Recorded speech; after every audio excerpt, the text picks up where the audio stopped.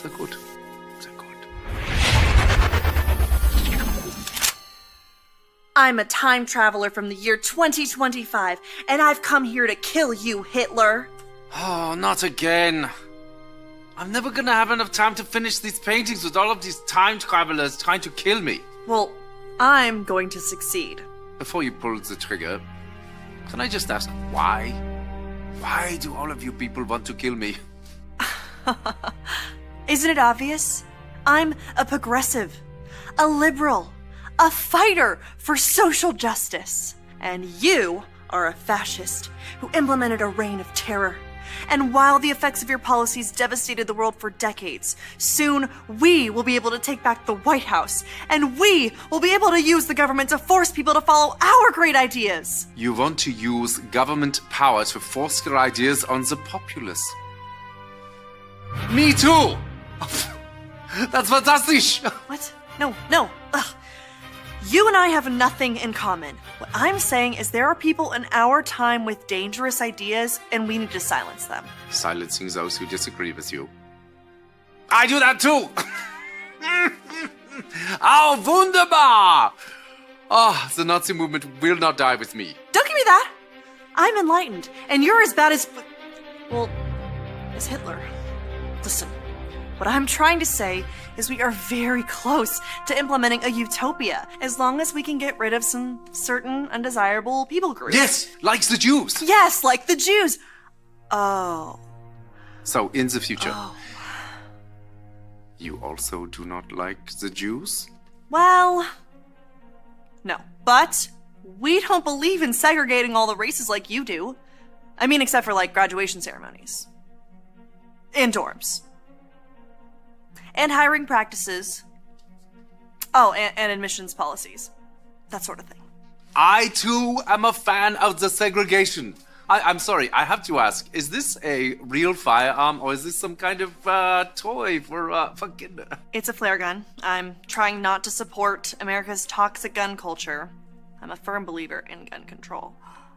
Gun control! This was one of my ideas, too. Ban them from the undesirables. Yes, look here. Oh, and your shirt. This is an organization founded by Margaret Sanger. Yes? Wait, you know about Margaret Sanger? Jawohl, of course. Oh, she's such a lovely person. No. She's a fighter for reproductive rights, for women's empowerment, And the eradication of undesirable populations by means of eugenics. Brilliant lady, very inspiring. I must use some of her ideas in our socialized healthcare system. Socialized healthcare? That's not your thing. That's our thing. No, it's very much my thing. Did you know that Nazi means National Socialist German Workers' Party? Nazi is just more catchy. Nazi. Just rolls off the tongue. No. This can't be true. This has to be some sort of mistake. We are nothing alike. You're Adolf Hitler, evil right-wing fascist dictator, and I'm a feminist restorative justice advocate. And a vegetarian. You're a vegetarian? Me too! Okay, I am so confused right now. I came here with a clear goal in mind to kill the most evil man who I've ever lived. Besides Ronald Reagan. But now that I'm meeting you in person, you're not at all what I thought you were. And your painting is actually really good. What do you call it? I call it Ein Reich ohne Juden. Wow. I don't know what that means, but it sounds beautiful. It does, doesn't it?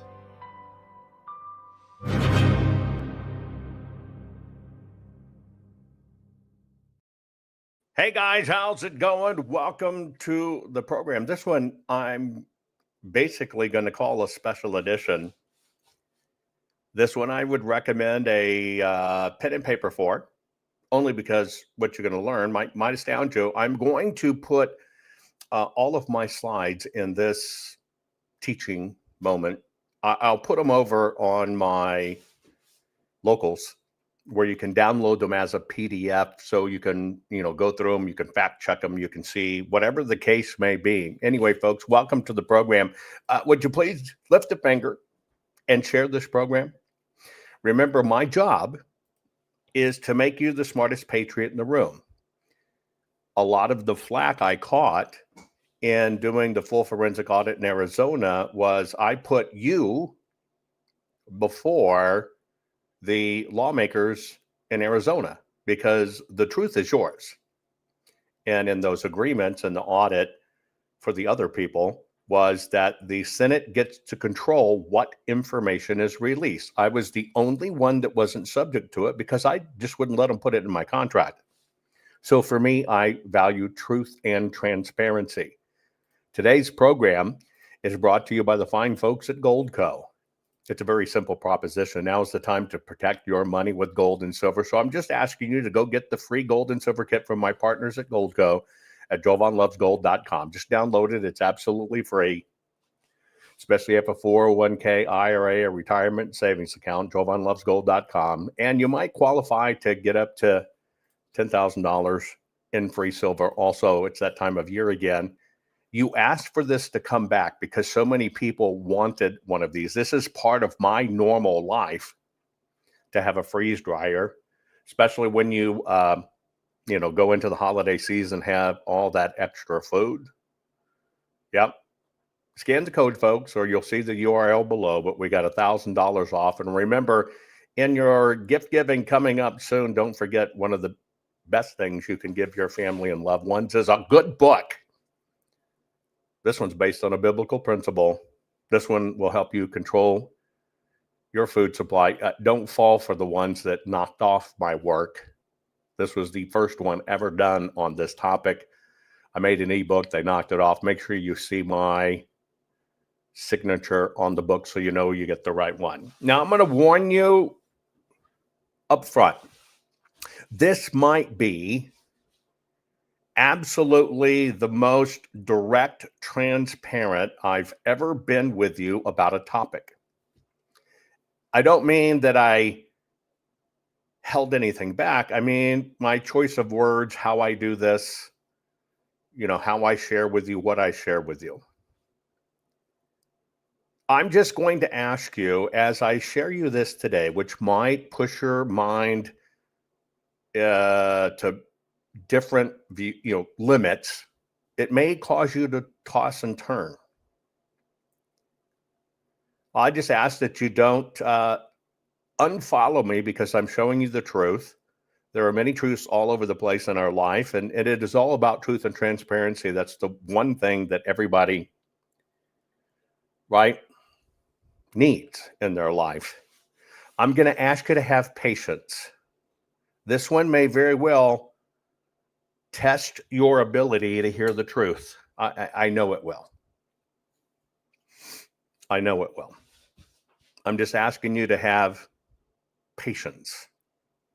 Patience for this one lesson, even if you turn me off and never listen to my work or truth again because, maybe you can't handle the truth. It's very possible. This program is going to be God and Charlie. There's a reason, just you'll see. And we're going to talk about deception, mind games, and a historical, there's a less that they're putting out there. It's kind of holding back. It's less in truth. It's a little bit of truth, not a lot of truth. And it's being twisted. That's why I say it's kind of less in truth. Because every psychological warfare is based on some fact, maybe 70%, and 30% deception. Okay? So I'm going to ask you to please share this program right now. Participate in chat. Chat's going to be very important for this program. Participate. Make sure you make your voice known in chat. I will put your answers on the screen as best as I can. Easiest ones for me are Twitter, Facebook, etc. But participate. And let's look at truth and historical truth together and see where you end up on this. I'm going to just run a commercial break. just to give you extra time to share this one. And then we'll get started. This crazy world is telling you your sons can be daughters and your daughters can be your sons. When will the madness stop? Never. So you have to decide, will you comply or defy? They tell us all, you will own nothing, eat bugs, and be happy. Is this why America's largest food processing plants and food supply plants keep burning down? Do you really think this is a coincidence? Of course not. The system is telling us right to our faces what they have planned for us. You have a choice. Comply or simply defy their plan for us all. Defy the system's plan and execute your own plan. Abundant, safe, secure natural food supply. Introducing the Food Forest Bible. This bestseller by Jovan Hutton Pulitzer is the single most complete, executable, easy-to-follow plan for sustainable, self-managing food production for self-sufficiency and food security. For the first time ever, a coffee table, heirloom quality full color book which unlocks the ancient secrets of creating a food forest. Imagine planting in a way which requires no digging, no pesticides, and creates massive ancient food abundance. No fooling. Food forests are the ancient secret to planning and planting once. And have your own Garden of Eden, which will feed your families for decade after decade. Buck the system. Buck the New World Order and order your very own copy of Jovan Hutton Pulitzer's Food Forest Bible. Learn how to create a sustainable, self-managing, natural food production for self-sufficiency and food security for your family. Side yard, small yard, backyard, backlot, or even lots of acres, the Food Forest Bible works for everyone. Order on Amazon, hardcover, softcover, or ebook. Don't comply. Expertly defy the system. Warning. The following program has been rated Gilligaff and is intended for open-minded audiences. If the truth offends you, or if you are allergic to focused intensity, intellectual athleticism, or the occasional F-bomb or even irreverent humor, please switch off now. If your delicate sensibilities need to be worried about or addressed, might we recommend the Underwater Basket Weaving channel to you? Otherwise, sit back, enjoy the wisdom, insight, and wicked sense of humor. Cut the crap. How many times a day do you want to say that to politicians, the elite, the loony liberals, the fake news media, and the gender-confused emotional socialist snowflake crowd? Cut the crap is your secret weapon for fighting for our freedoms and our great republic. It all begins with a massive mental enema, freeing you from the toxic news and politically correct views, which constipate your consciousness with stinking thinking. Your host, Jovan Hutton Pulitzer. He's known for calling out politicians and telling them to cut the crap. You've seen him on virtually every television network and listened to him on Coast to Coast Radio. And now he's here to help you learn to fight for America. Culture, race, and American politics. They all have one thing in common. They all need to cut the crap. Now, here's your host, Jovan Hutton Pulitzer.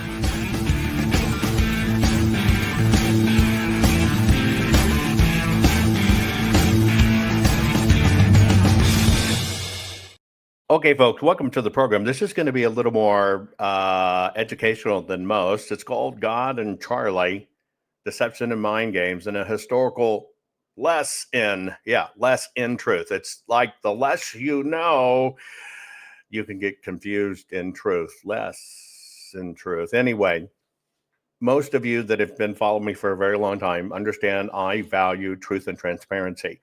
I got congruent in my life a very long time ago.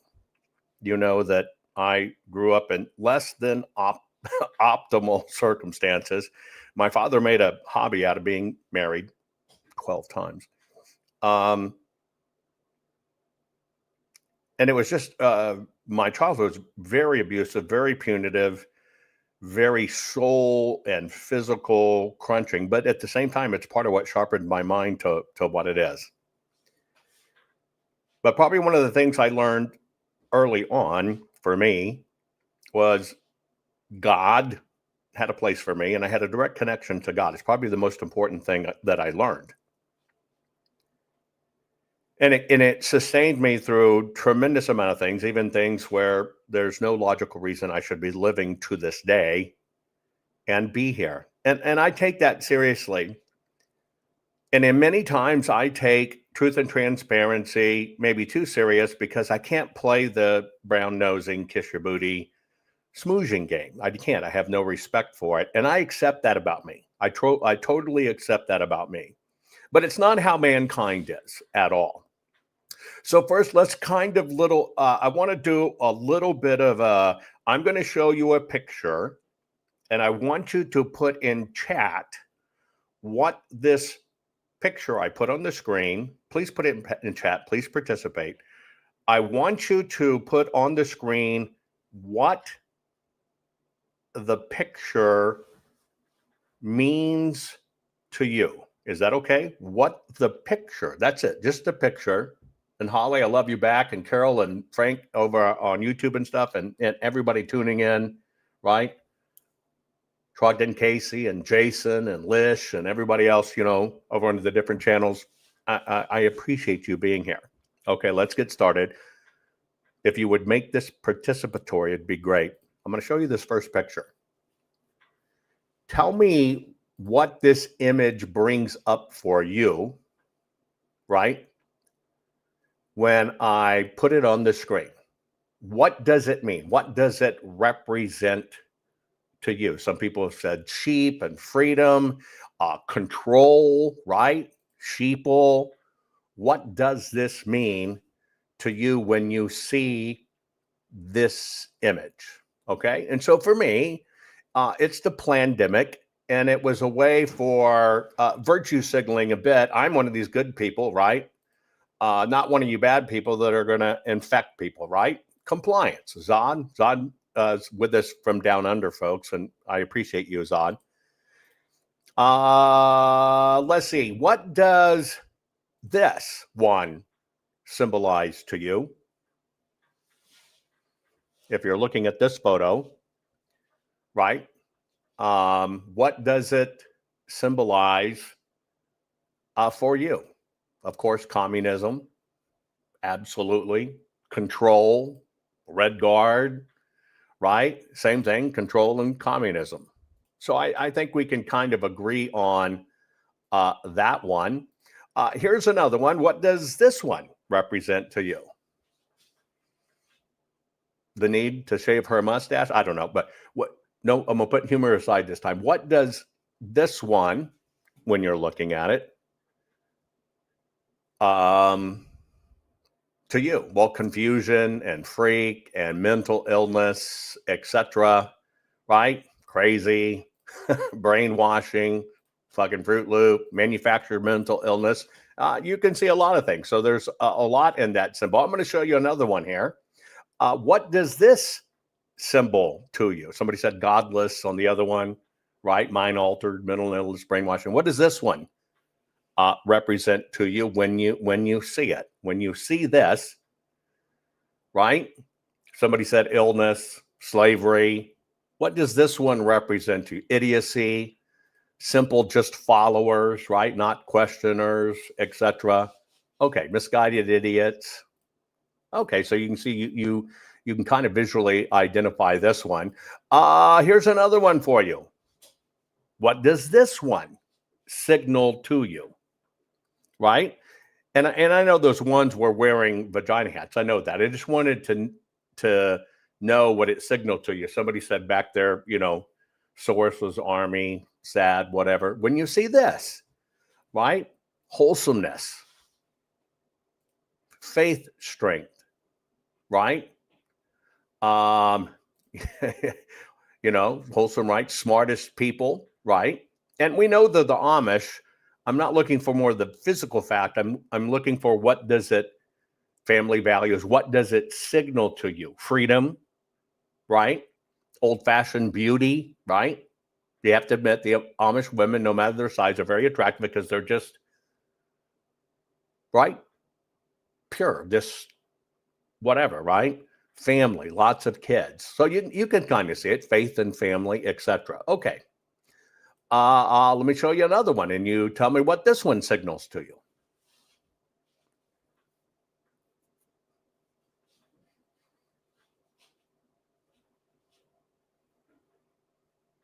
What do you think this one? In your first glance or whatever, confusion, right? And we're not talking about people we agree or don't agree with. We're just talking about what it signals to you. Okay? Broken social fabric, attention signals. Okay, Joe. Queer, they can perfectly have it in the backdrop, right? Mental illness, etc. Okay. Few questions.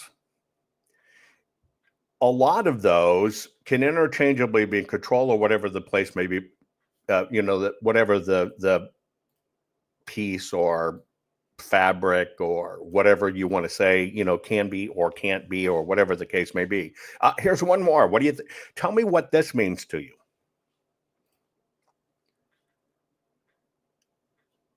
What does this one mean to you? Right? It's just look at it. We're only looking at impressions. We're only looking at what you see. We're only seeing it at quick identifying. Some say freedom, hope in the future, great goal. See, now you're getting it. It's just what it makes you feel. A patriot, faith and grace, right? Someone who cares for others, freedom, standing for what is right or constitutional, patriotism, etc. Thank you guys for participating. You'll see in this one, your participation is critically important. Okay.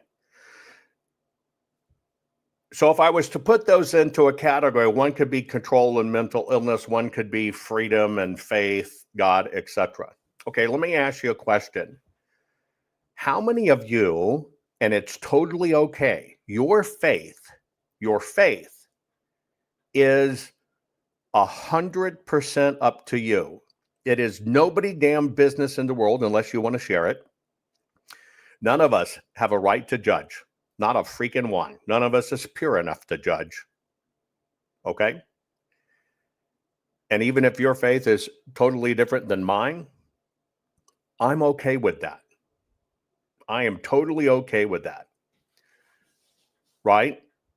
Because if you were to list me out on paper, I would look like a broken puzzle with tons of missing pieces. I am okay with that. And even with all of my massive broken pieces all freaking over the place, I am totally fine with who I am. Totally ethical. Some of you have said God first a whole bit. So it is totally okay. But I would love for you to participate. How many of you worship Mother Nature? Do you worship Mother Nature? It's just a simple yes or no, or you don't have to explain it, right? Do you worship Mother Nature, right?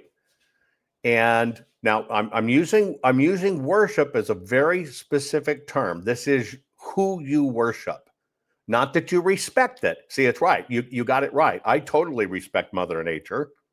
But see, I see Mother Nature as God, right? I don't interchange the two, but some of them define it, Mother Nature, something, closest to God there is. Many of you say I only worship one God.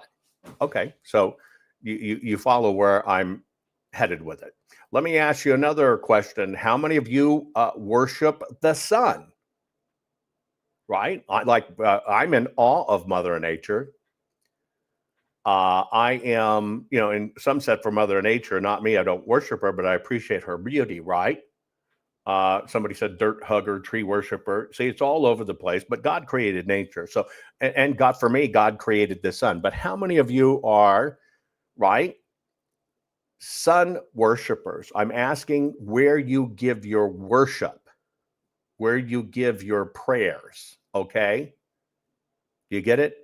I'm asking where you give your worship, where you give your, your prayers. So are you, put it as a simple answer, if you would. Okay, this is only yes or no. It's kind of binary, not that type of binary. But is the sun where you worship?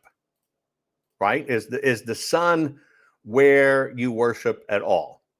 And it's not up to us to judge. I'm just asking, is the sun where you worship? Okay, so we've covered that one. Let's look at it this way.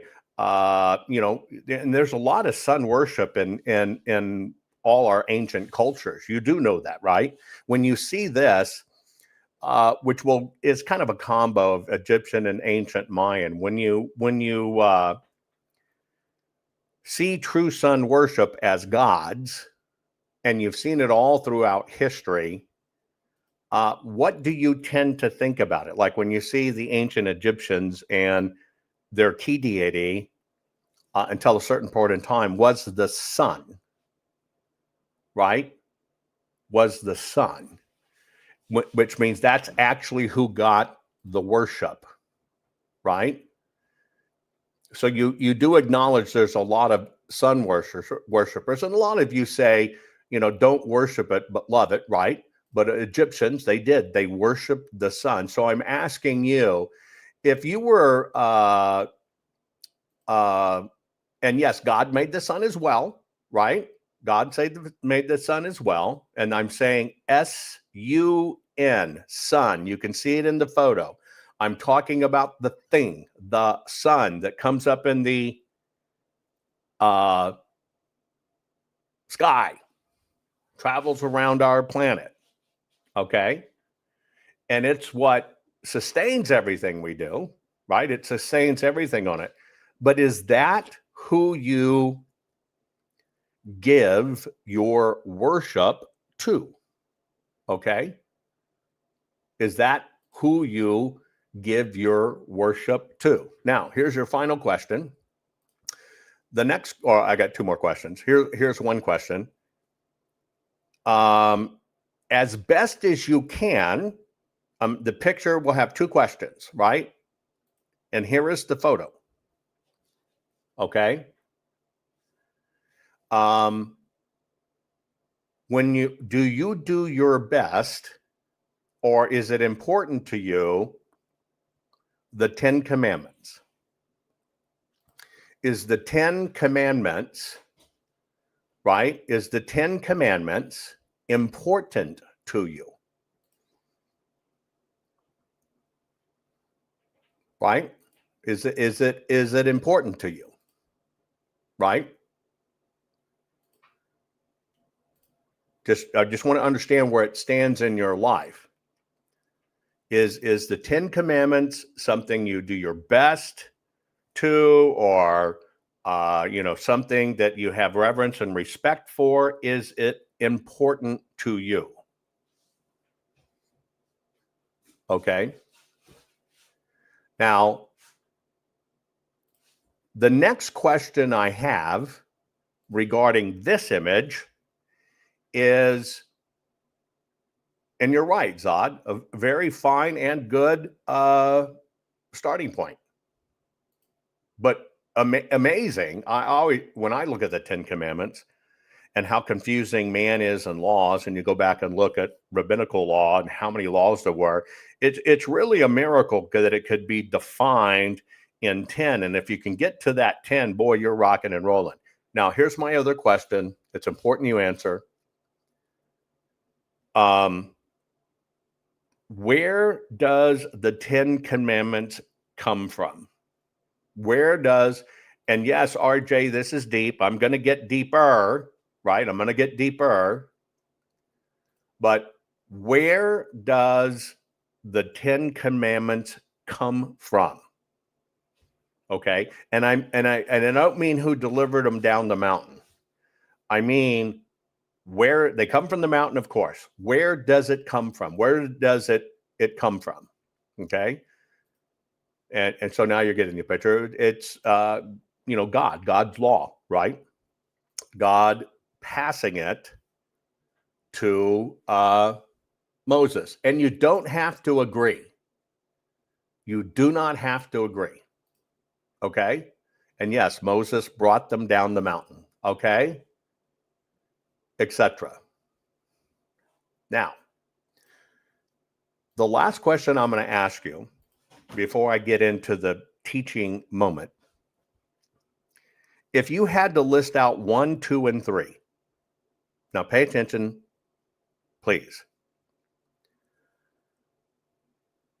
I'm asking you what ethically and morally drives your life. What ethically and morally drives your life. And I'll give you a good example. Let's say God first, or maybe you say it's your family, or maybe you say it's your job, or, it's truth. I want to know what drives, if you could put them in 1, 2, 3, what drives your life? Maybe it's the church, maybe it's my faith. Those are all different things, right? But I'm looking for the hardcore 3, right? And I'm looking for 3. Put 3 in there. Is your life governed by family first, and then faith, and then God, or maybe it's government, and then faith, and then God? Try to put in 3, right? So here's an example of what I'm looking for. God, family, country. That's a good example of an answer. I'm just trying to look at, right? I'm just trying to look at where it is. And a lot of people kind of, God, family, country, God, family, country, God, family, country. Okay.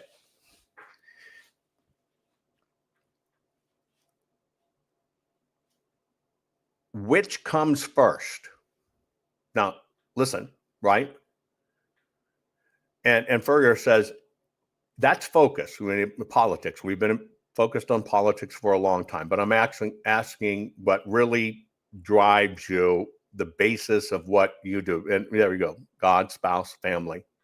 Okay. In the hierarchy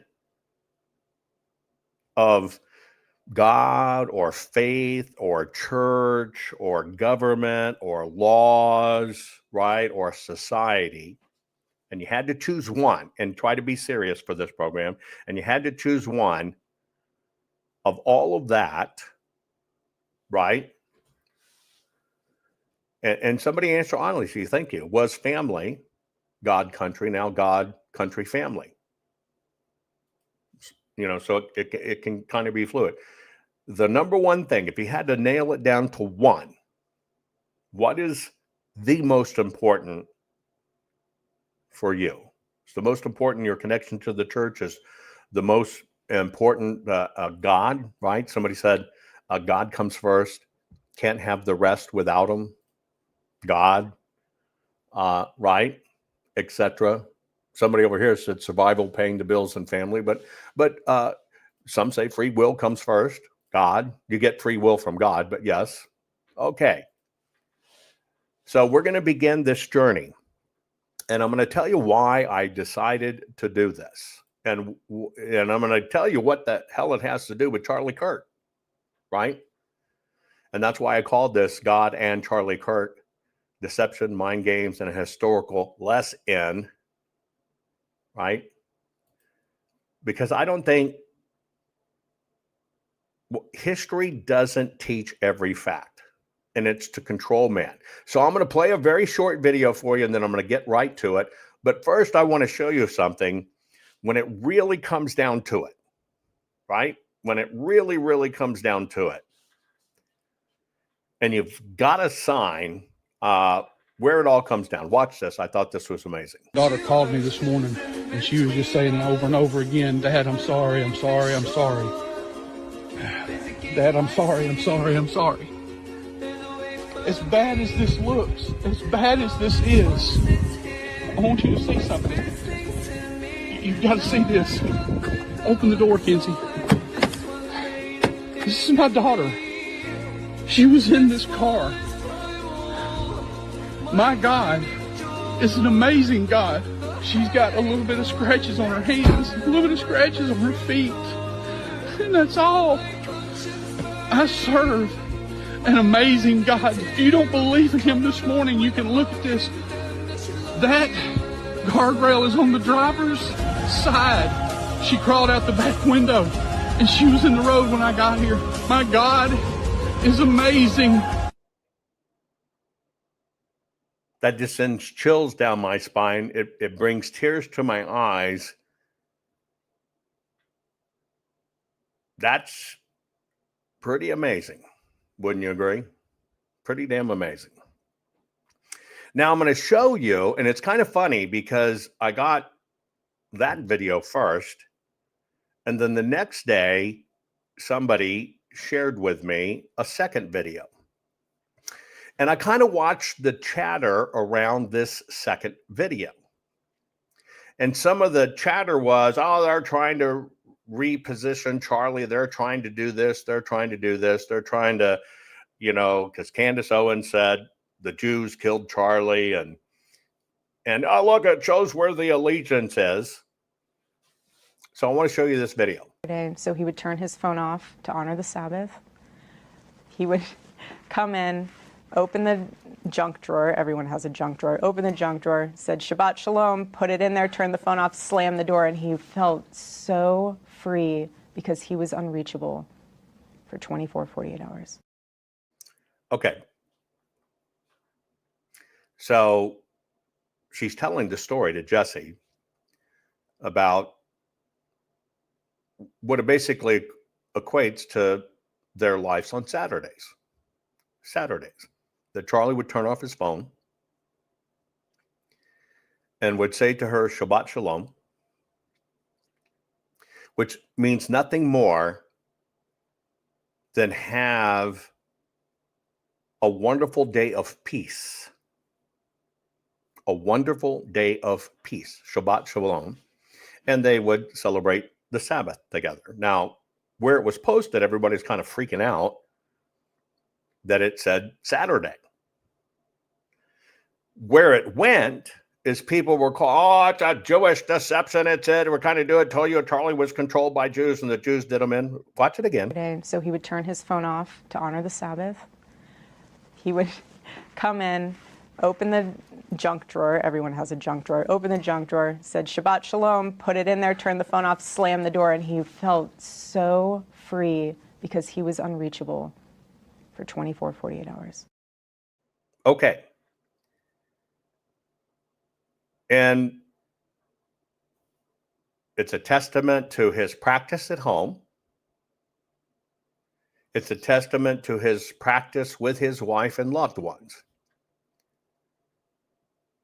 We all should turn off our phones, etc. Right now, as a Messianic Jew, I shouldn't really be doing deep training like this on the first day of the weekend or the second day of the you kind of thing. You think about it,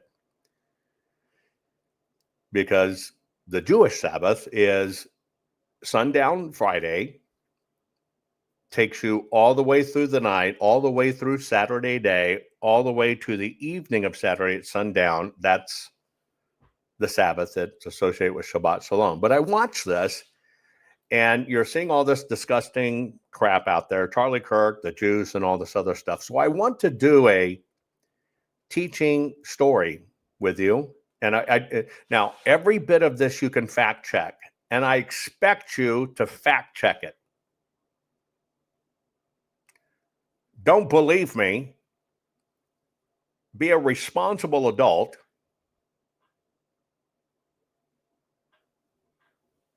And fact check it. Okay. I want to give you the historical. That's all I'm going to do. I'm going to give you the history of the Sabbath. That's it. You have to decide where this fits in your life. All I am giving to you is the actual, factual history, right, of the Sabbath. So the first mention of a day of rest, which is Shabbat concept, right, the Sabbath, comes from the creation story in Genesis 2:2-3. Now, if we had to date it, okay, you then understand how far back in the timeline the Sabbath goes. And at this point, it's a historical note. This is not a command yet. It's just God's pattern. God had a pattern. God had a pattern, and that pattern was on that day he rested. Now, when you go into the next reference of this, trying to track it down, where's the Sabbath come from? Basically, if you looked at the verses, it says on the seventh day God rested, Shabbat, from all his work. Then it said God blessed the seventh day and made it holy.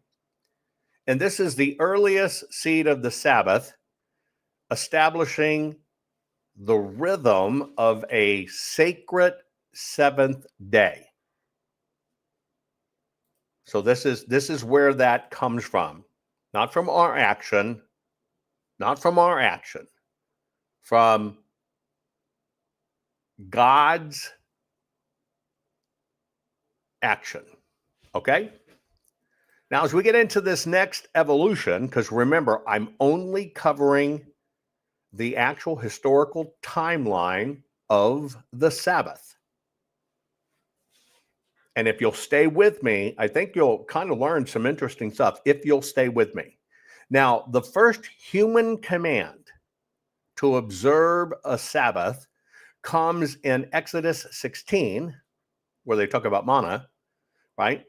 And the date, if we were looking at it, meaning a command date, is 1446 BC. Now, this actually occurs before the 10 Commandments are actually given. Okay? And now remember, if you were to ask the devil, if you wanted to get people to worship you, the answer wouldn't be, well, I do this, this, and this. The answer is really only one answer. I would make them or deceive them to get them to turn away from God. Easiest way to do it. And you know, in society, they are killing faith. You know it, you know it, you know it. Okay? So next on our journey for the Sabbath, okay, is God tells Israel to gather food for 6 days, but on day 6, they are to gather double. But on day 7, they must not gather because it is a Sabbath unto the Lord. This is the first instance of Sabbath as a law for people. This is the very first instance as the Sabbath as a law for people. And don't try to jump ahead and don't try to justify, well, it was this, and this is what happened, and this is what it means. Let's get right to the end of it, and then you decide where you are. That's it, okay? Next, when it became a formalized institution, okay? Here's how that worked. The formal institution comes from the 10 Commandments. Okay? It comes specifically from the 10 Commandments. That's in Exodus 20, 8 through 11. The date's about 1446 BC on Mount Sinai. And God instructs, which I just showed you the 10 Commandments, remember the Sabbath day to keep it holy. This is the first time the Sabbath becomes a national covenant command, tying it directly back to creation. So all I'm giving you is the timeline, folks. That's all I'm going to do here. I'm going to give you the timeline and the facts. And let's just see where we end up at the end. So it is basically becomes a formal institution in the date 1446 BC, so 1446 BC. Remember the Sabbath day to keep it holy. This is the first time the Sabbath becomes a national covenant to command tied directly back to God in creation. Because remember, it was what God did, not what man did, but what God did. Now we're following this evolution, okay? Now, what happens is if you look at the Sabbath, it got repeated and further expanded in Exodus 31, 13 through 17. And this is the chapter that basically designs and says what the Sabbath is. The Sabbath is a sign of the covenant of God. Okay? It was a perpetual command for Israel. It was a day of rest, no work, holiness, and identity. This is the strongest, if not the strongest, of the Sabbath passages in the entire Bible. Okay? In the entire Bible. So let's just take a quick look at this timeline. This is historically where it is, just so you have the time periods, okay? Whether you accept when creation was or not, that doesn't matter. This is just kind of the record as it exists. And all of society, by the way, had, in many different ones, had parallel cycles. They had 7-day, what's called taboo cycles. They really didn't refer to them per se as the Sabbath. So now you have the establishment of what is the Sabbath. You with me? And my topic is directly to, okay, the fifth commandment. The fifth commandment. You've already said that God's it. You try to follow the 10 commandments, etc. And one of the commandments is, and it's interestingly worded, remember the Sabbath. Remember the Sabbath day and keep it holy. So now we're going to talk about that concept, right? Because in that video where Erica was talking about Charlie, a lot of people went ape freaking doo-doo, right? Oh, this is whitewashing. This is Jewish crap. And they're trying to protect the Jews, saying the Jews didn't, just, it's just total junk. So now we're going to drill down to that fifth commandment. Ironically doesn't say keep the Sabbath holy. It does not say that. It says, remember the Sabbath day to keep it holy. The first very thing it's doing is telling you to remember it. Remember when the Sabbath is. Now, stay with me. Don't abandon me. Okay? Don't abandon me. This is only a history lesson. You are entitled to your beliefs. You are entitled to your religion. You are entitled to your faith. You are entitled to whoever you worship. So let's take a look at this. Historically, what you need to understand in this is Jesus, the apostles, nor early Jewish believers ever changed the Sabbath. That's it. Jesus didn't change the Sabbath. The apostles didn't change the Sabbath, etc. The shift from Saturday as the seventh day, right? Sunday was always the first day. The shift from Saturday to making the Sabbath Sunday emerged gradually. Now, it was driven by Rome, especially Emperor Constantine. And I've told you this before, but I'm actually giving you more than I've ever given you before because I haven't given to you the deep dive historically, but you've seen me cover this point before. And so what it was the early Roman bishops, and it was specifically, pay attention, specifically anti-Jewish laws. Now, you've probably never heard that before.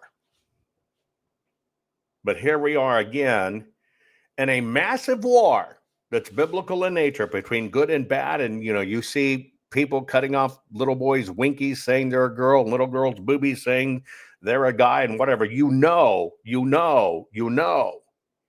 We are top to bottom in a horrific war, a spiritual war, etc. So you have to understand at its basis why this was done is because it was an anti-Jewish law. Now, I'm not going to leave you hanging there. I'm going to take you through it. These are historical facts you can check yourself. Now, when I talk about an anti-Jewish law, okay, here's what you need to know. See, the Bible never changes the Sabbath. The New Testament tells you Jesus kept the Sabbath. That's Luke 4:16. The Bible tells you Paul kept the Sabbath. Acts 13:14, 16:13, 17:2, 18:4. And basically, the disciples kept the Sabbath even after the resurrection. Key point. Please pay attention. The disciples kept the Sabbath long after the resurrection. It's just still the way it was. And just so you know, there is no command anywhere, even in the New Testament, okay, to change the Sabbath to Sunday. Now, there were certain Sunday gatherings. Just stay with me. Don't give answers to the people out there. Don't give answers in chat to people. Allow me to guide people through this, if you would. See, Sunday gatherings, which you'll find in Acts 27 or 1 Corinthians 16:2, were occasional meetings, but what they were not was a Sabbath replacement. So up until this point, I'm telling you, God's telling you, history's telling you that the Sabbath is Saturday. Let's keep on going.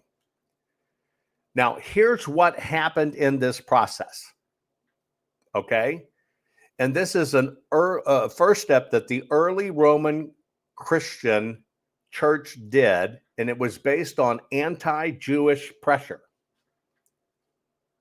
This occurred during 100 to 250 AD.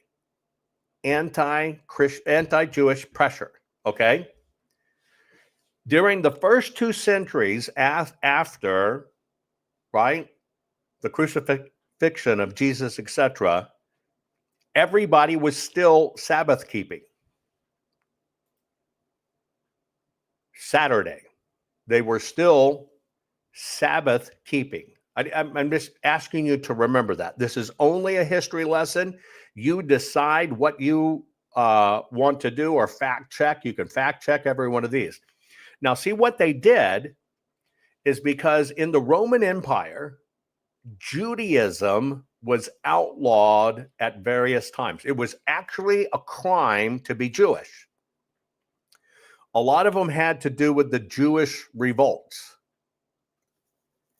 And basically it caused very harsh backlash where Christians, and now I'm using that term loosely at the moment, because they were actually believers, people of the word, people needed to separate themselves from Jewish customs.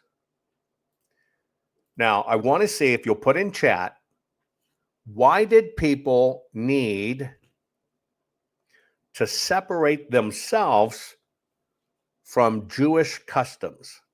Why would you need to do that? I want you to put it in chat. Okay? Why? And yes, this is very intriguing, and it's going to get even more intriguing. Why did people at the time, during these times in the Roman Empire, need to basically separate themselves from Jews? You're right, because the Jews were being persecuted and murdered, and this was a cleaving, because everything, the Sabbath, a 10 commandment, the Sabbath, Saturday. And so what you had And it wasn't confusing at the time. The Romans are murdering Christians. Jews. The Romans are outlawing being Jewish. The Romans are saying you can't have anything to do with those dirty Jews. And so they used fear, and people under fear started adopting a system that would allow them not to be associated with the Jews. Because if any of the Romans got any words that you were Jews, okay? Any word that you were Jewish or practicing anything Jewish, you were persecuted as well, subject to persecution. Now, that was going on during the Roman Empire. The next step in this process, okay, is when it became the official change.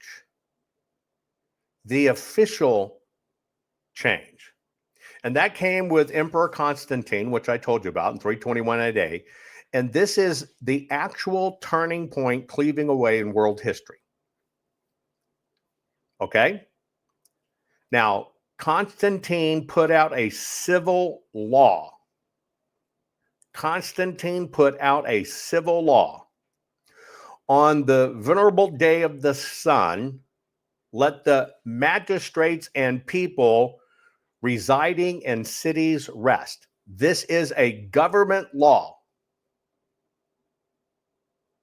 This is a government law. Now, I see what you're saying in chat. Well, holy smokes, this is just whether you're complying or not. So what they did, when Constantine's civil law came down, March 7th, 321, and there's a reason he also chose March and March 7th, that most people don't even know the history of that, why they did it on a certain day. But anyway, on a venerable day of the sun, let the magistrates and people residing in the cities rest. This is the first legal declaration making Sunday a universal day of rest. Constantine was still a sun worshiper. Constantine himself worshipped the sun. Okay? Constantine worshipped the sun.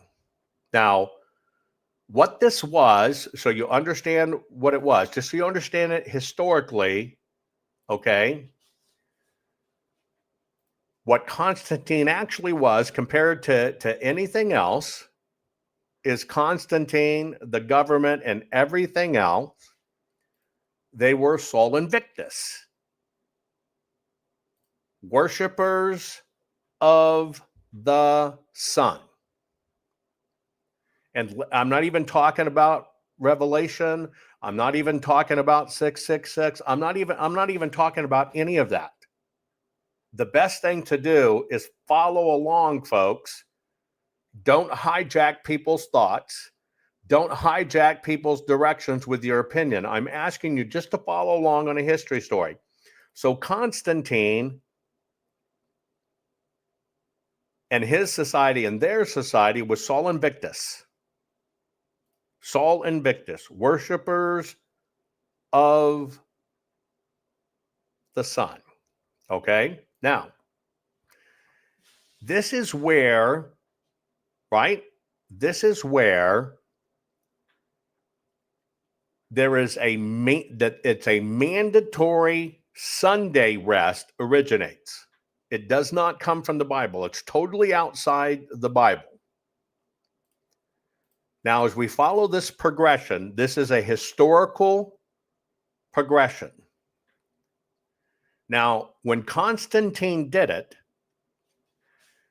it now kind of takes on different things. Under the church councils, they lock in the change in the year 325, 364 AD. And the Council of Nicaea, they locked it in 325 AD. Then what happened is it became unified Sunday worship for Easter. It's got to be on a Sunday. And it totally discouraged the Sabbath, even down to the point that they, in the other councils, they made it paramount. They made it absolute law. Now listen to the words, because they're there. They're not mine.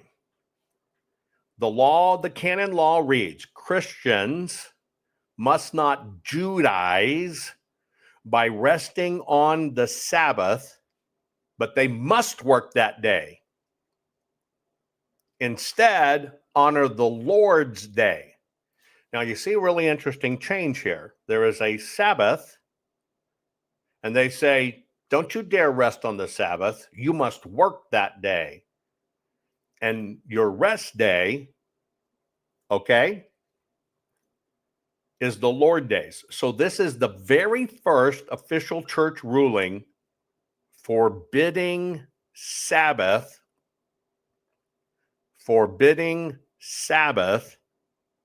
and mandating it Sunday. When in fact the 10 Commandments, and that's why I pointed out to you, this is why I pointed out to you, when the 10 Commandments come down, this was just a fact, but specifically said God, remember the Sabbath. Remember to keep it holy. Key, to keep it holy. You're going to keep the Sabbath holy. Okay?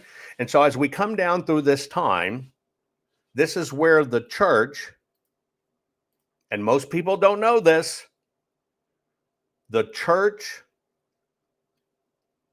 forbade and outlawed the Sabbath. The church. Now, here's how it goes on.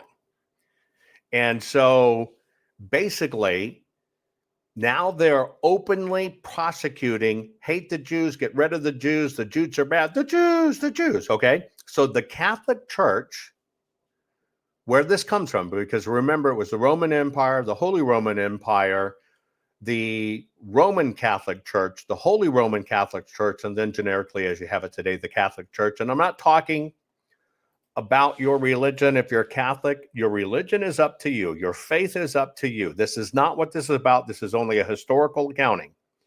And so the Catholic Church acknowledges this in all their work.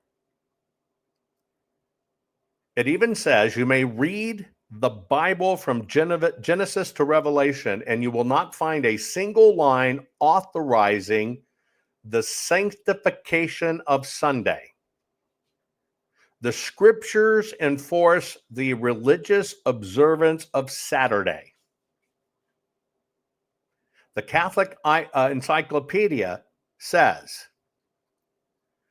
the church transferred the observance from the seventh day to the first day. Now, you're probably trying, because if you remember in the program, I asked you, how do these things rank from you? And you're going, you probably realize by now what God stressed, remember the Sabbath. That's a foretelling. And then there's a demand, keep it holy. Remember the Sabbath. Okay? This is where the church transferred observance. It's where the church transferred observance. Now, as we go on through historically here, this is basically the Catholic Church openly claims authority for the change. If you were to look at a catechism documents, etc., and you know how to talk to people or whatever, they basically say when you get the question, which is the Sabbath day? The answer actually is Saturday is the Sabbath day. And then somebody might ask, well, why do we observe Sunday? And the answer is, in their own books, we observe Sunday instead of Saturday because the Catholic Church transferred, well, they transferred it. They transferred the right. the key operative words there is the church did it. This is why I'm giving you a history. When God tells you, ironically, remember, he didn't have to remind Moses. Actually, for well over 1,800 years from when this comes down, everybody still practiced the Sabbath. But God saw something and said, remember the Sabbath day. Remember the Sabbath day. And I'd really like people to stop pre-answering.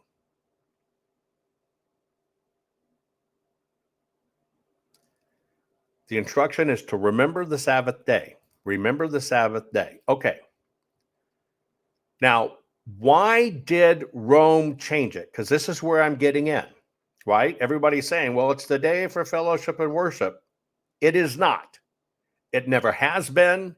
It is not, which is why I'm asking everybody to stand on topic. One, you have a direction from God. The other, you have a direction from the church. But so now you have to answer, why did the church do it? And here it is. Rome changed it primarily to separate Christians from Jews. After the Jewish revolts, Rome punished Jewish customs. Christians wanted to avoid persecution. Romans wanted people to practice Sol Invictus. Period. That's what they honored. The church, which was Roman law, the church used the unity of people saying, we're the church, which is different. They say, we have the authority. And that's how Sunday became a symbol of the church's power. Sunday became a symbol of the church's power to define holy days. I just have a generic question for you. Please don't run away from this. Please don't run away from this. And please don't pre-answer this. Very few people actually go to historical facts. They just repeat what they're told. I'm asking you, don't repeat what you're told. Go through the whole thing. Question, put it in chat. Does the church have the authority to become over God? Yes or no? Put it in there. Does any church of any kind have authority over or above God? It's just a very simple question. Do you believe the church has authority over God? That's all I'm asking. I am not asking you about your faith or anything like that. I'm just asking you a very simple question. Does the church have authority over God? It's a simple question. Okay, I'm going to keep on going, and I really would appreciate if people would focus on it. So here's what you need to understand. So who changed the Sabbath? Well, it wasn't God. It wasn't Jesus. It was not the apostles. It was not Scripture.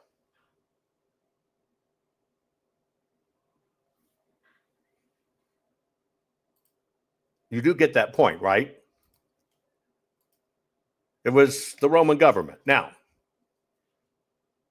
this had to be done gradually over time. And I'm giving you the few historical change. I'm giving you the thing that would define the mark by which ruled your life. because I've asked you these questions. I asked them at the beginning.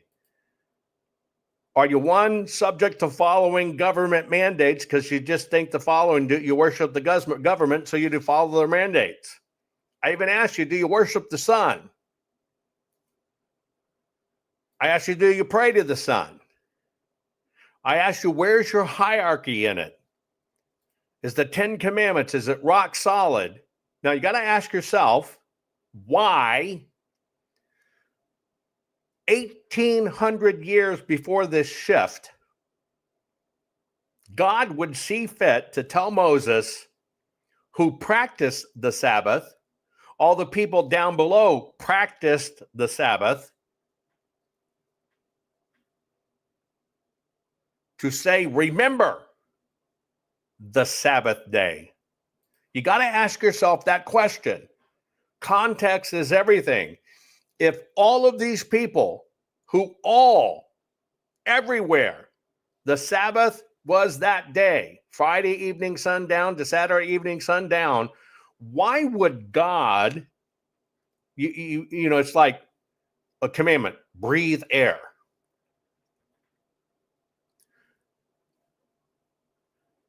God would have a commandment, remember to breathe air. If to give you a commandment, hey, coming up, you're probably going to forget to breathe air. So I want to remind you, breathe air.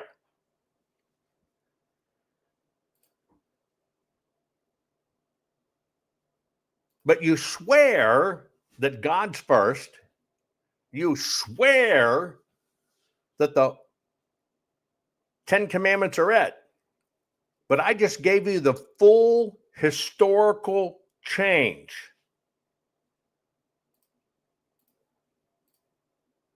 The reason I did this is because where I saw that video posted, I said, guys, don't you understand you can be a Christian?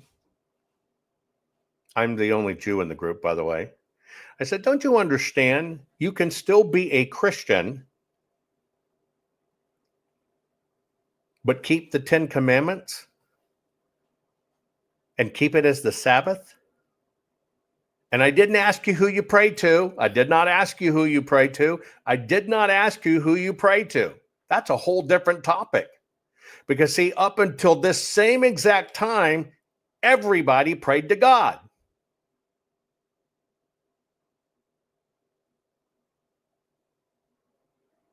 That's a different program.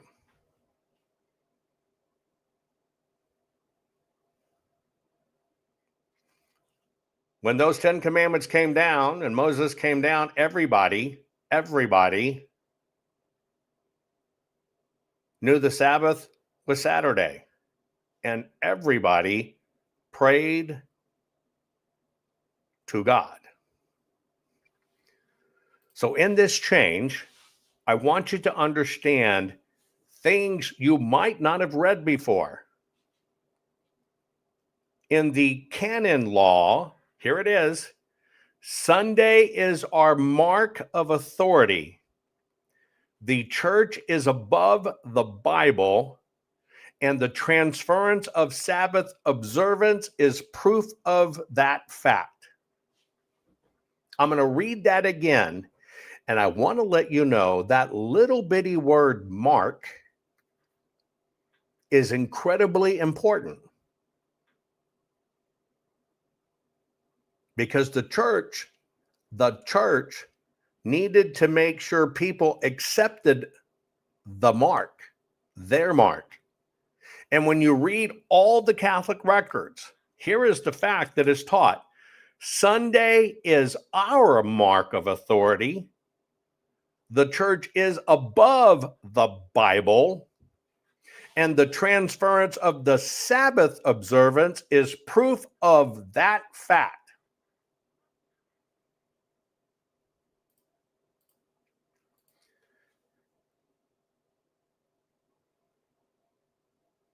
Kind of a weird thing, because if it was in Islam and the church says, I'm over God, it's blasphemy, they'll kill you.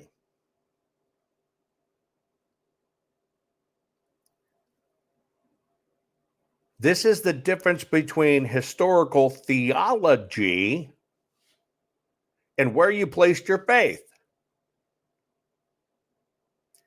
And I'm telling you, 99.9% of the people in the world don't know the truth. I've told you this before, as gentle as it can be. Let me tell you why. People say barcodes. Barcodes is the mark of the beast. Barcode's the mark of the beast. I'm going to show you even more. I believe something different. Because right now, the word will tell you, I'm not going to take 666 on my forehead. Why do you even have 666 on the forehead? It's actually a Roman Catholic thing on the Pope's forehead. I'm not challenging your religion. I'm giving you facts. But you will hear people, it's going to be a digital certificate. It's going to be a transferring node of little dinky, kind of like they did in ballots. They're going to stick it under your skin. I won't accept the mark of the beast. And I've always said this. It already happened.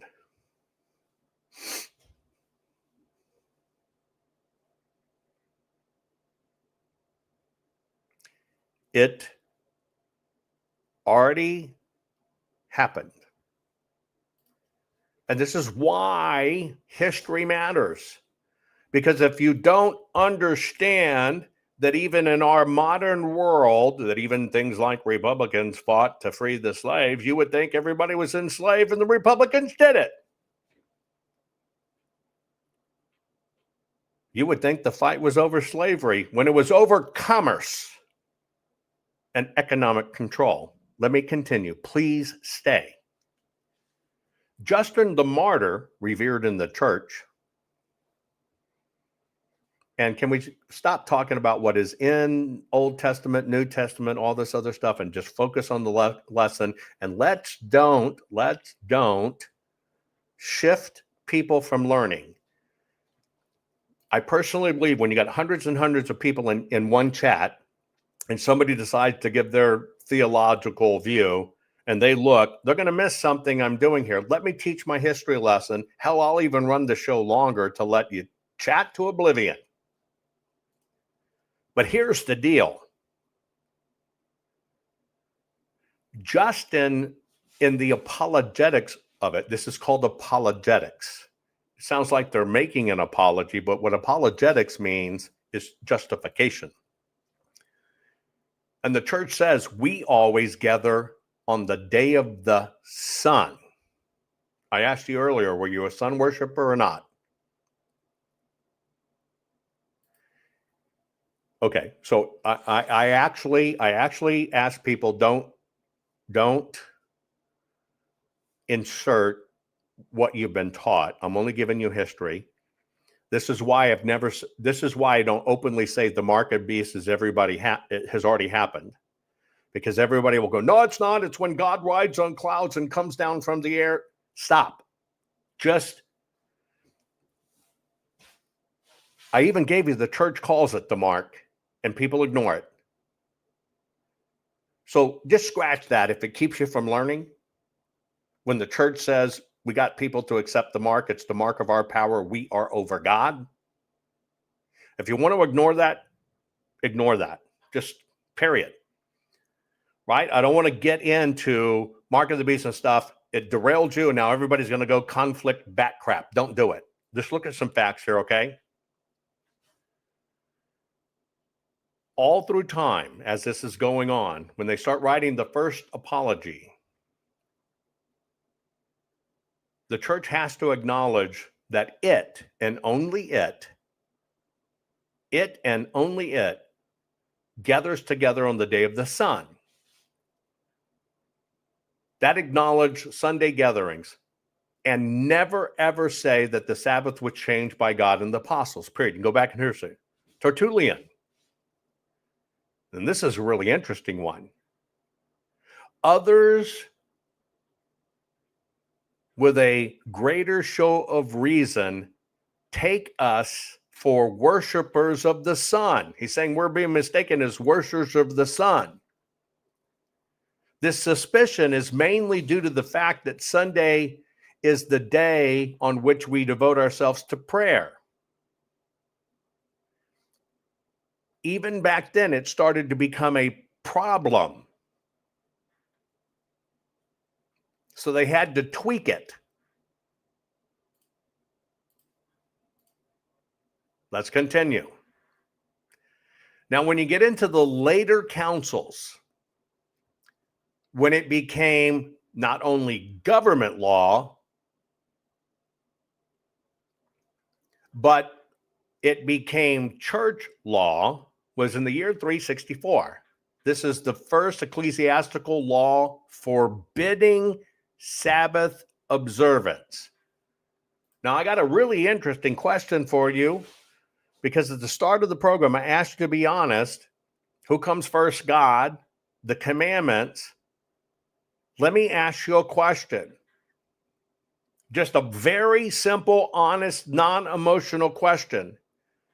Does the church have the right to outlaw what God demanded from you? It's a simple question. I'm not questioning your faith. That's entirely up to you. I'm not questioning if you're a vegetarian and don't eat meat. That's a choice too. I'm not questioning your sexual preference. I'm not questioning you anything. I'm asking you the very simple question: can the church forbid the Sabbath, override God who told you, ironically, you better remember this and keep it holy? I just want to know if the church has that power.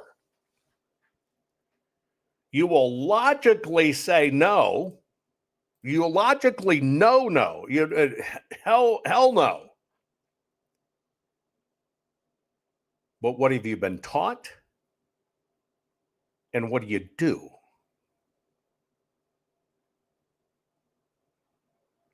What have you been taught? And what do you do?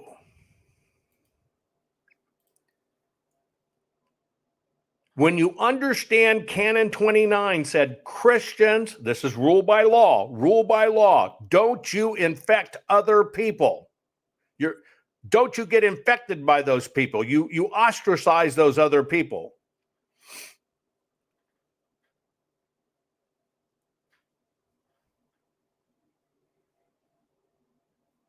By the way, because I knew somebody would put it, but on this rock I build my church.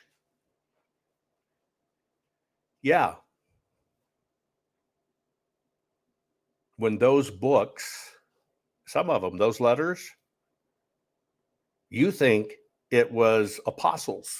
You think it was at the time of Christ. And you don't even realize it was written over 200 years later when this battle is occurring.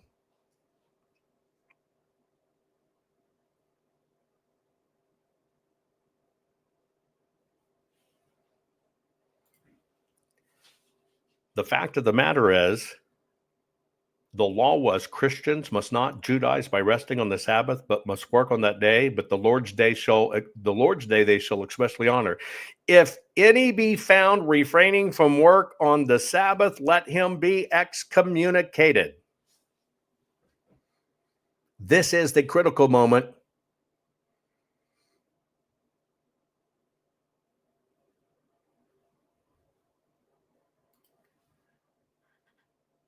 There was God. There was the worshiping of God. There was the worshiping of many things. The sun, like I showed you. Then we get this new thing called the church.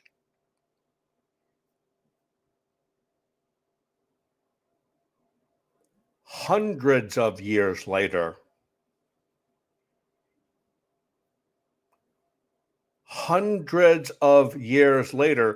coinciding with the battle that was going on and what they needed people to do. And it basically said, Christians must not Judaize by resting on the Sabbath.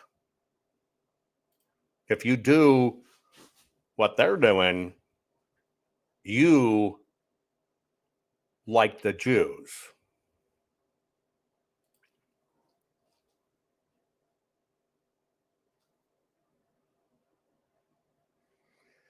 And you have to, and I know people are already getting pissed at that because they're giving me excuses. I know that. I told you this will be difficult. I told you this will be difficult. I told you up front it will be difficult. Most people think the Paul of the New Testament, it was the guy that was sitting right there in Gethsemane. And it's not. And it never was.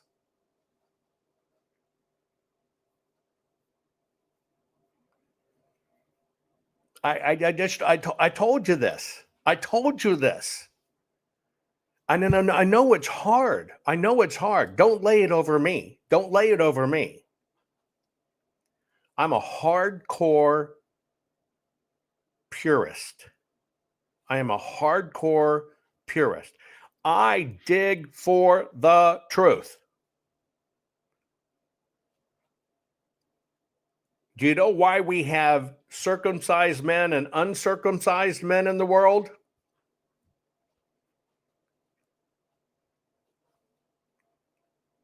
Because the church also outlawed circumcision. Because it was a sign of you agreeing with the Jews.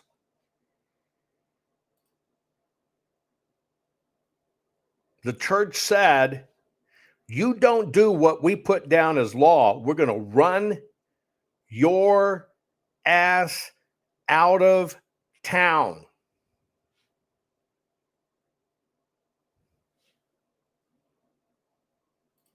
I told you I'm going to stretch your mind. I told you I'm going the deepest I've ever gone. I'm telling you, and I know a lot of people will probably unclick follow. And that's the great deception. And this is where we are.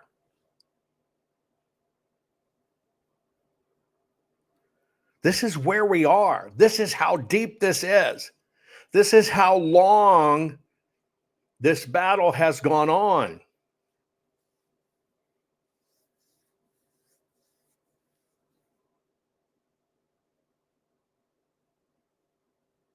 And various people over time rebelled against the church. How'd they rebel against the church?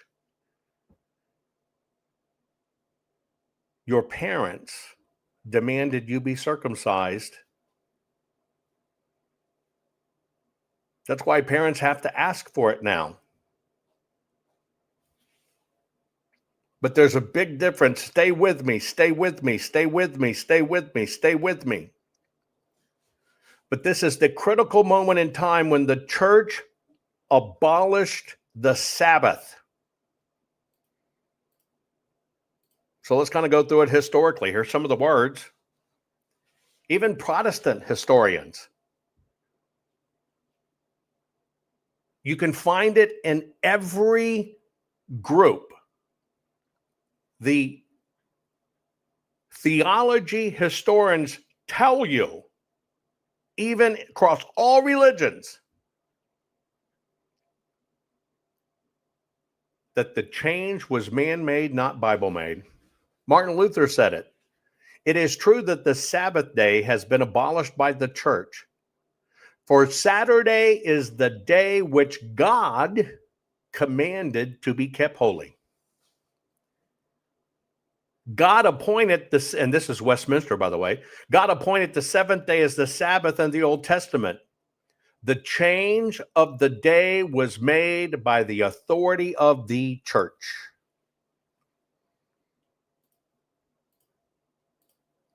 Continuing about history. This is only about history. This is only about history. I know some of you are getting upset and I got to go. I can't take more. I got it. I got it. But I only promised you truth and transparency. And after all these years, I just think we're at the time to really understand what's going on and what this big change is and what's really grinding at this process of very slowly this has been done. And it rocks you. Changing the Sabbath fundamentally is exactly like the government mandated loyalty signal. It became a public test of whether you were loyal to the Roman Church and the Roman Empire versus identifying with Jews or the older apostolic practices. Period. Are you doing what we say, or you are endangering people? It became the public test of whether you were loyal to the Roman Catholic Church and the Roman Empire. And it had to literally separate you.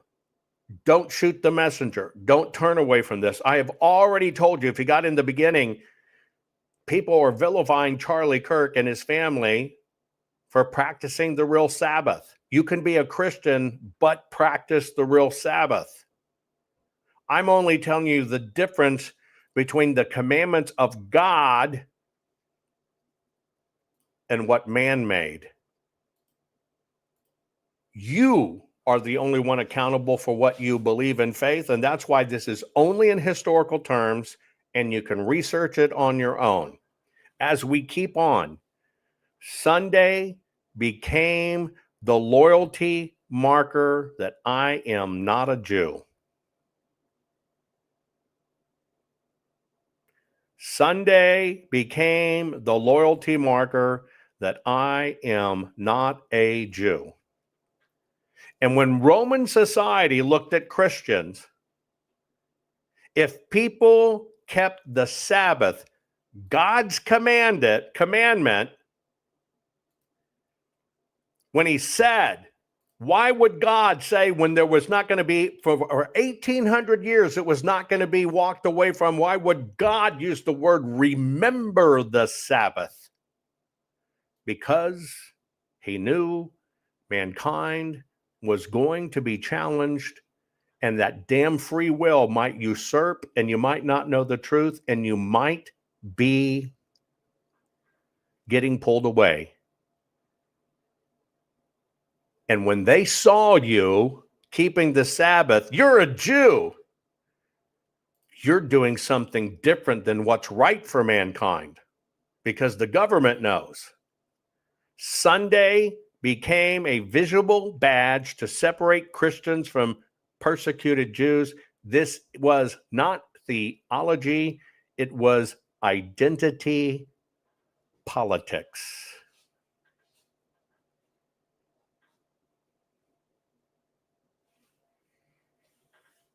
Identity politics.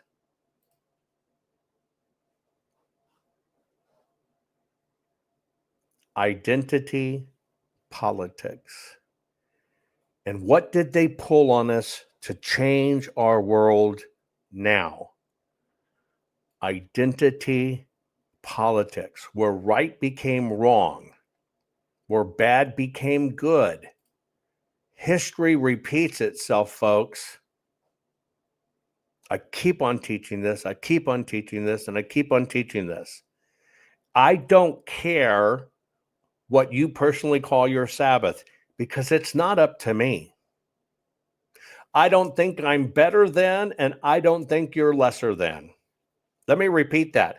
I don't think I'm better than, and I don't think you're lesser than. God even told you your relationship with him and his law is personal. You have to make this decision. I'm only giving you a history lesson. I don't care if you're a liberal watching my program. I don't care.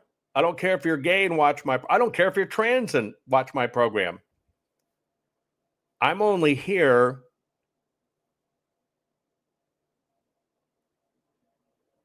following the mission by God that has been assigned to me for truth. That's it. And people, I keep on telling you, look, they'll use it and they'll do mashups. Jesus is our son, O-N, and that's our Sabbath. Jesus is not your Sabbath. Jesus did not practice Sunday Sabbath. If Jesus was standing right here today, he would tell you the Sabbath is Saturday. You have to reconcile that one. But I want you to understand how this came down. How this came down was identity politics. I know this is tough. I know this is tough. I know this is tough. I love turnips and Brussels sprouts. You don't imbibe in maybe turnips or Brussels sprouts. And frankly, I don't give a shit because it's not a measure of you. I don't think I'm better because I love turnips and Brussels sprouts. And I don't think you're less because you're not. But I can tell you one thing we're all in. I'm literally right now sick to my stomach. I can see people in chat I love and have been with me for a long time having huge problems with this. I'm not here to lead you anywhere. I'm only here giving historical facts. What you do with this,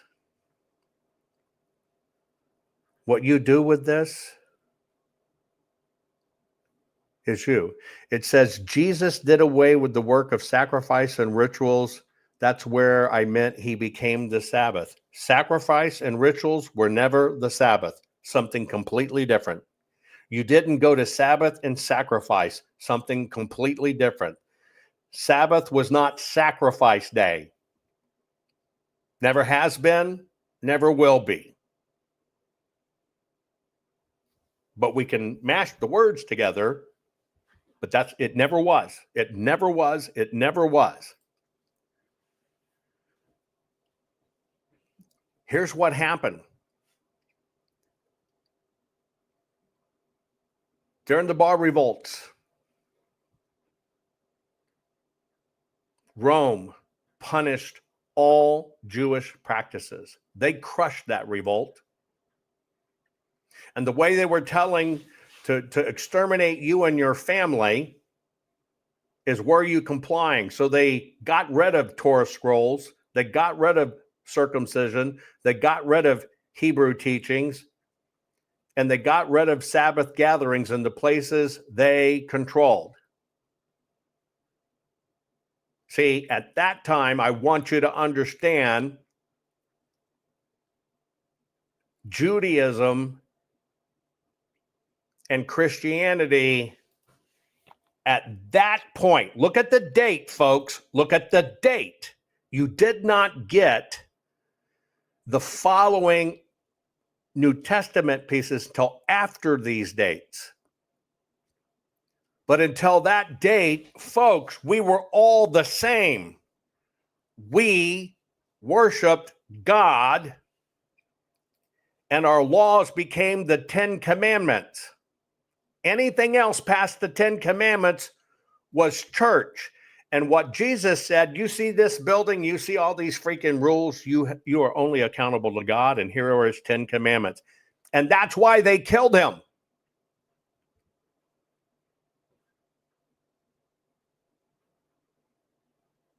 And no, the first book of the Bible wasn't written in 135 AD. That is not correct. It's about 70% of really what it was, and about 30 cents of a change in a timeline later.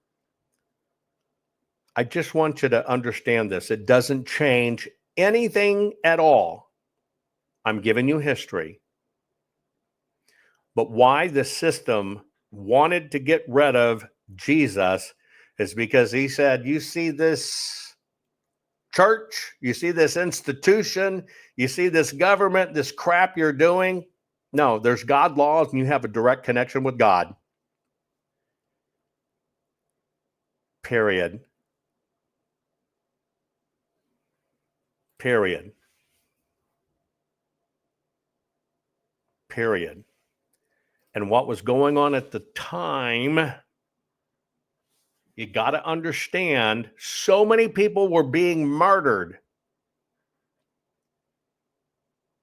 And it was easy to identify if you were accepting the old ways. And if you did, they killed you. And as a survival tactic, protecting your kids, protecting your job from cancel freaking culture. You did what it took to survive. You did what it took for your kids to live, to keep your home, to keep your land, to keep your sheep, your cattle, your possessions, whatever it was. Because if you didn't do this, they took it.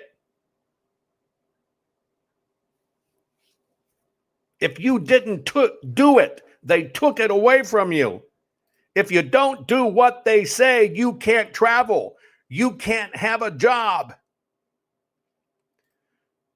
They basically practiced the epitome of cancel culture.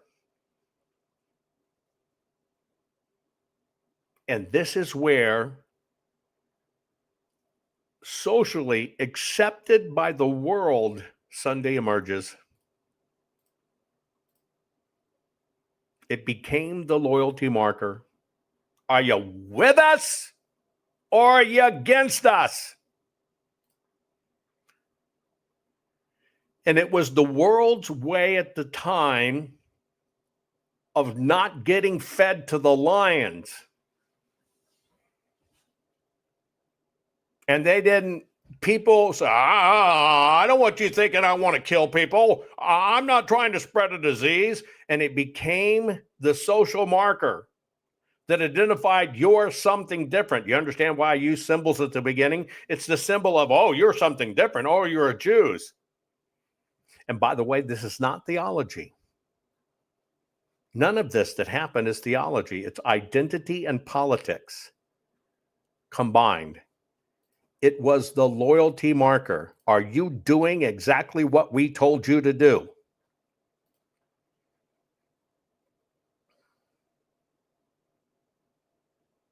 Constantine needed a way. Yeah, and getting fed to lions, think about that. That was your fate. If you didn't do it, you're fed to the fucking lions. They knew, and I tried not to cuss this, and I'm so sorry. Some people will turn off at that. How shallow we are on simple words when we don't understand it's the words that killed us to begin with. Constantine and Sunday law was a political control tool. It became mandated. He had to do it to unite his empire under one civil rhythm. He needed to take the pagans and he needed to bring them into what was going to be approved, which was Christianity, which is something different. Back then, it was people of the word. Before all of this happened, you weren't even really called a Christian. You were people of the word, the absolute word. That's why God, the first word was remember, because he knew it was coming. God knew all that 1,800 years before a lot of this happened, he told you, remember the Sabbath, and told you, keep it holy. But that's not what happened. And because the empire was killing itself and he had to put all of these things together, these moves changed. And that one move to get in all the sun worshipers, who did the pagans worship? The sun. Who did the pagans worship? The sun. And in order to unite his kingdom, they basically took Sol Invictus, sun worship, moved it to Sunday, and it was enforced as a top-down mandate enforced by the emperor upon pain of death. That's the cleave. That's it. That's the merge. Christians must not, and you see the term Christians appears in those 200 and 300s.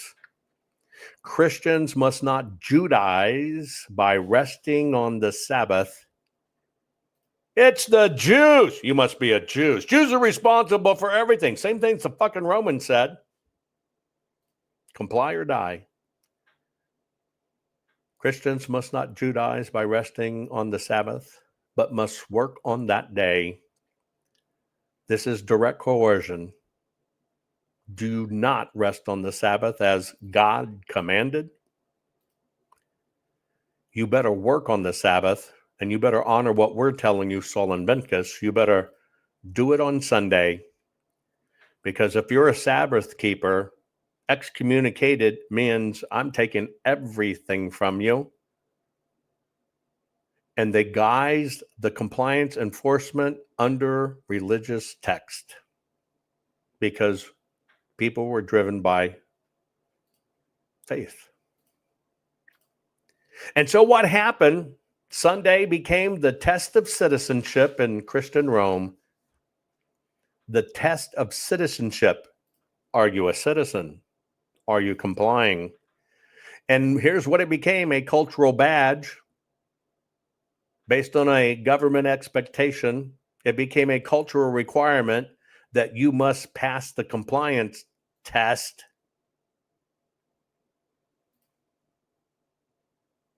Just like, where are your papers? Let me see your papers. Just like bowing to the emperors in the street, ironically saluting the flag, but I don't think my flag's God, and I have no problem saluting it. These were public rituals in ancient empires, and it was the Sunday change was to mandate religious conformity and civil obedience. And history repeated itself. And in all this guise of history, if it comes to you pretty, look at the freaking Republicans. Oh, we're going to do this. We're going to do this. We're going to do this. We want, like lawmakers in Arizona, raise $4 million to get full forensic audits in all the states, and then claim they had a $3,800,000 or something like that cost of getting that $4 million in, which one of their family members was the marketing company for that $3.8 million. This has been practiced for a long time. So all I ask you is a simple question, and it started at the beginning. Are you a sun worshiper? Is church what does it for you? What's important in your life? And people consistently think they're worshiping as God wanted. And I think God tells us everything. And in this thing that happened so long ago, he knew something was coming. And that wasn't, hey, keep doing the Sabbath.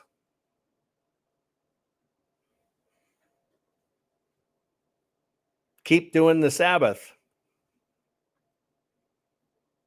It wasn't keep doing the Sabbath, folks. It was remember the Sabbath day to keep it holy. And the church tells you we change the mark because we are over God's word. I know this has been a hard lesson, but it's only been a history lesson. That's it.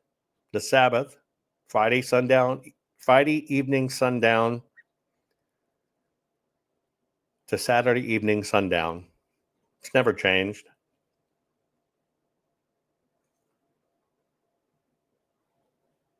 I'm only the messenger. And ironically, messengers get killed all the time, don't they?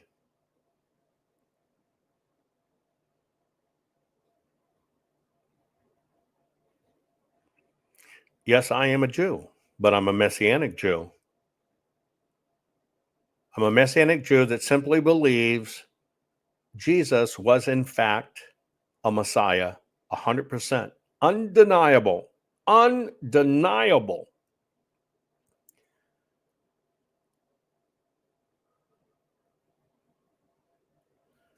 Some of the other persecuted ones or Seventh-day Adventists. You ever thought about that? I often think about that quite a bit.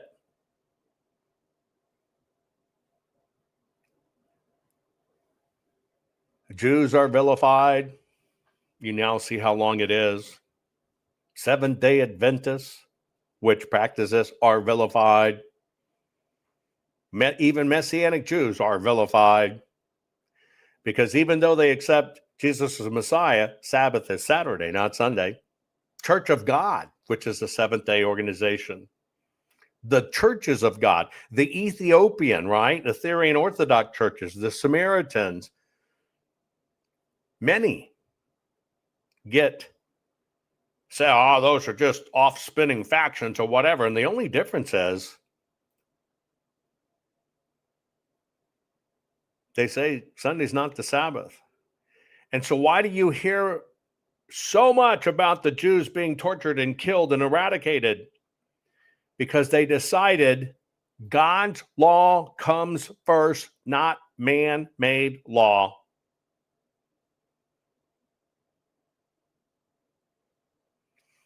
God's law comes first, not man-made law. And I see people out there that are great patriots. A lot of people throwing around scripture. It's just kind of a thing to do. But this has been going on for so long. And I only did this and went to this depth because I'm tired of the crap. I'm tired of the stuff. The Jews. Even to the point, Candace O and other, Israel assassinated Charlie Kirk. And then all of a sudden, his wife tells you the true story.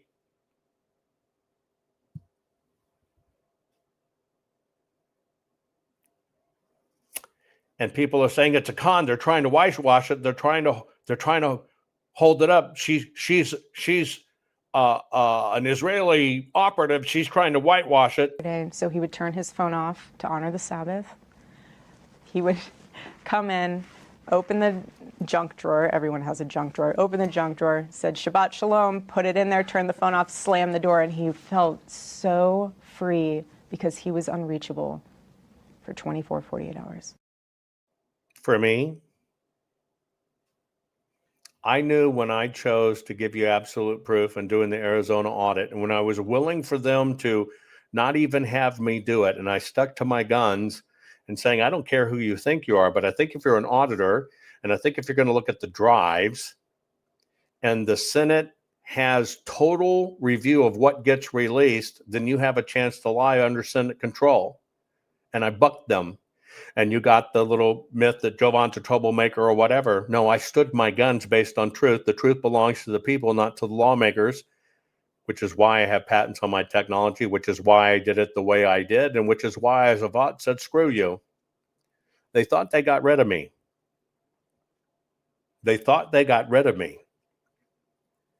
But I said, when you do this, because they were all happy, okay, Jovan's not going to do the audit because they were only going to do a little bit. We're just going to look at this. We're just going to look at this. And then maybe if we find something, then Jovan can do it. And I basically said, screw you. And I said, but let me tell you the truth. I've pledged my honesty to the people.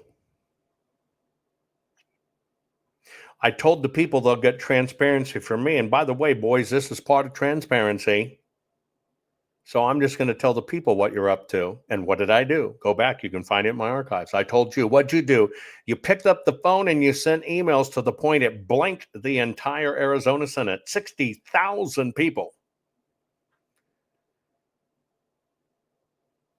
And what'd you get? You got absolute facts in the audit. You got it done. They couldn't go against it because they were afraid to go against the will of the people. They conned you and told you I was going to do it. I told you the truth. They're not going to let me do it.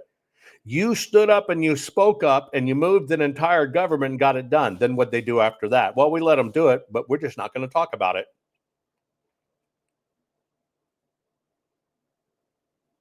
All of these games have been played before.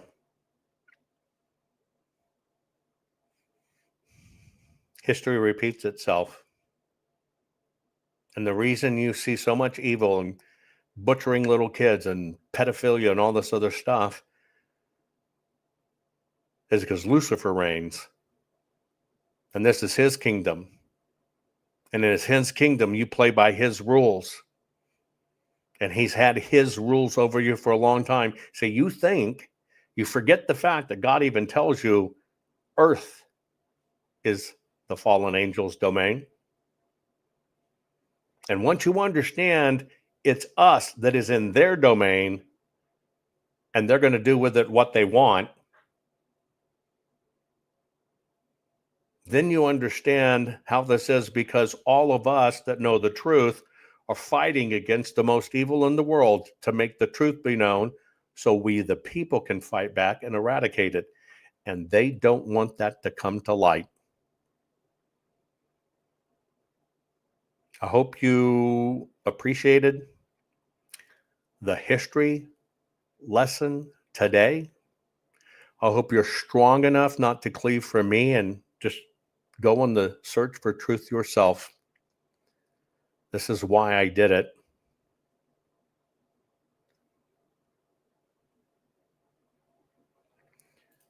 God's law is one thing, man's laws are another. I love you all. Please share this program. Not fixing 2020 will damn our nation forever. The historic Maricopa County full forensic audit effort processed 20,895,610 digital and forensic images of varying formats, resulted in 208 million individual evidence-proof files. The system processed over 58 billion forensic measurements, resulting in over 2 trillion individual base computations. No hopium, no hype, just hardcore forensic evidence. Please make sure the Maricopa County Full Forensic Audit Archives survive. Donate now. So if you want what happened in the 2020 election fixed, then please donate to protect and secure this historic evidence. We can't do it without you. We need you. America needs you. Our future needs you. Please donate now.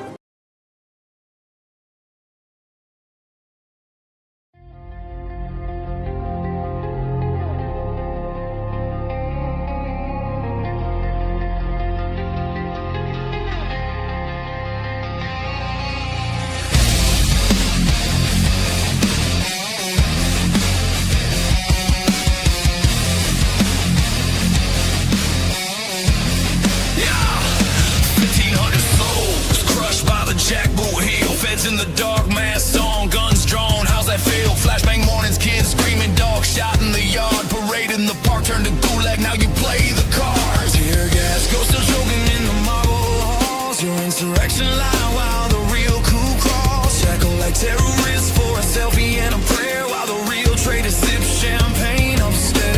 Can you hear the echo in the concrete walls? 1,500 heartbeats, we refuse to fall.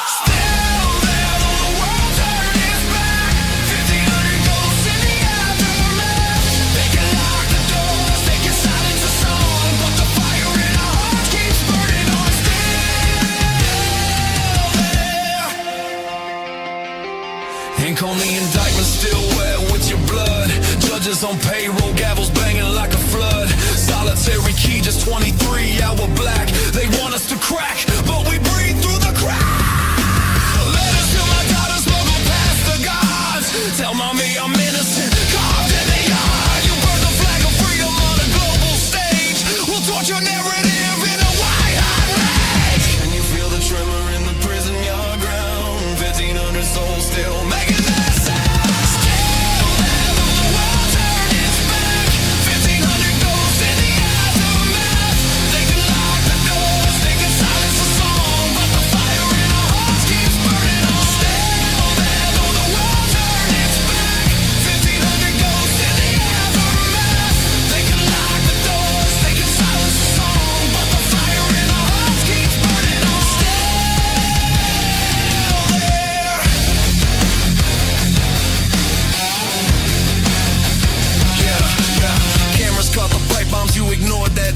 Ray Epps on payroll, still walking free, what a play. Grandpa and grandma zip tied on the floor, while BLM tore cities, yo, beg for more.